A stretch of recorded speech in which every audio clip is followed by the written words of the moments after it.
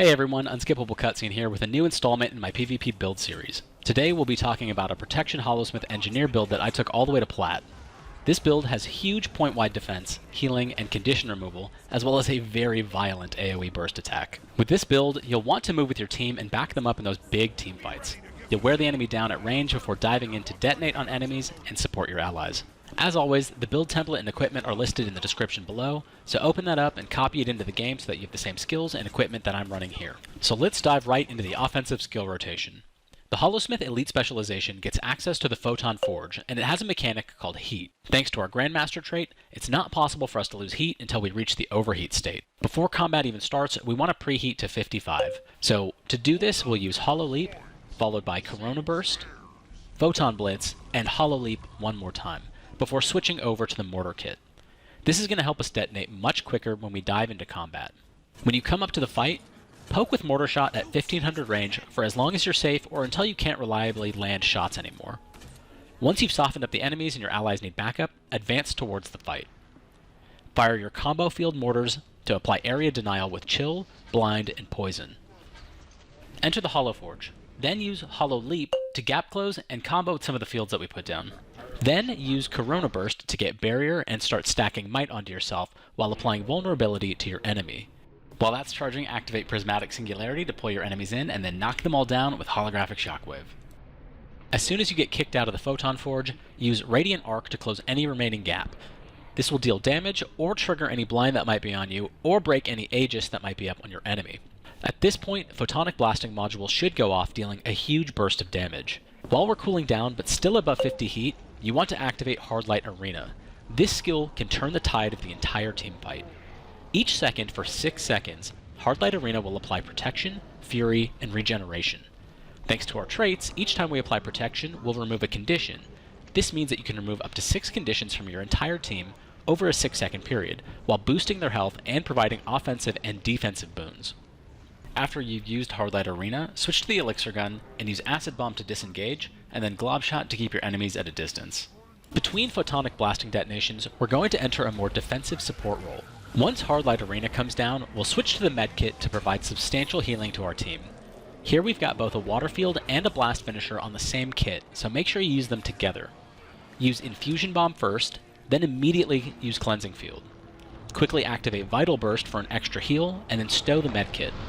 While still in your Water Field, you can also activate Magnetic Field and then Magnetic Inversion for an area knockback as well as an extra Blast Finisher. This combo will cleanse 4 conditions and heal 5000 HP for you and your allies. After your support combos, return to dealing damage until you've completely cooled down. Against a group of targets, switch back to the Mortar Kit and use Mortar Shot. Against single targets, applying pressure from a distance with the Tranquilizer Dart will maintain weakness on them, which makes them ineffective against you and your allies. You can also use Glob Shot as often as possible to cripple them so that they can't get away. Once the Photon Forge is available again, enter it and repeat the entire cycle. I usually try to use Elixir Shell before entering the Forge, as it's possible to get off 2 Holo Leaps, as well as the Holographic Shockwave for about a 5k Water Field combo heal. Once you re-enter the Forge, you'll start at 0 heat, so make sure that you throw in abilities like Photon Blitz to help yourself overheat even faster. Now let's talk about Counterplay, because this build has a lot of ways to handle all the different things that we might see in a match.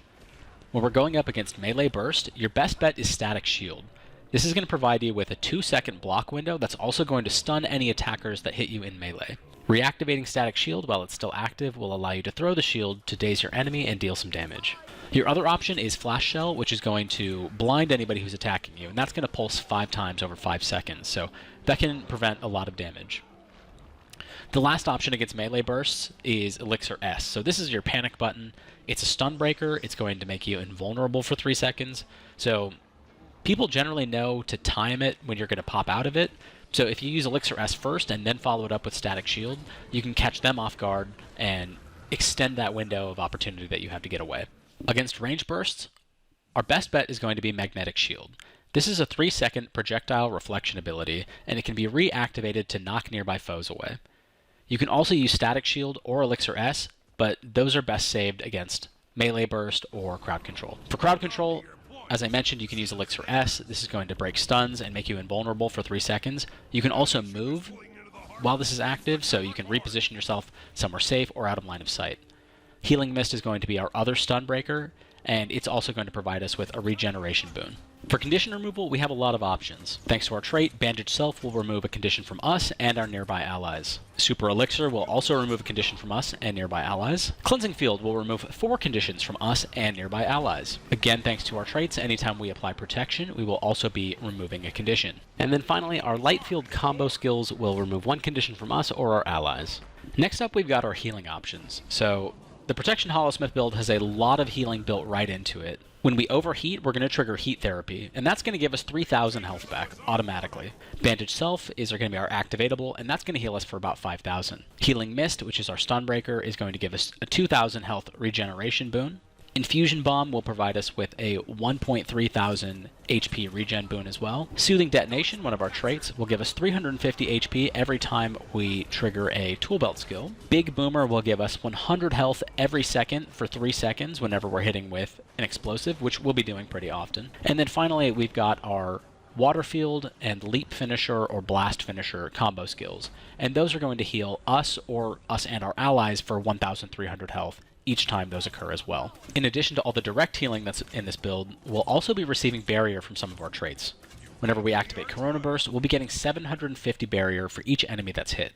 So if we're hitting all 5 enemies on the team, we can potentially get about 4,000 barrier. We're also going to be receiving 350 barrier every time Explosive Entrance triggers, and we're going to be getting Explosive Entrance back every time we dodge roll. One of the most important boons in the Protection Holosmith build is Protection.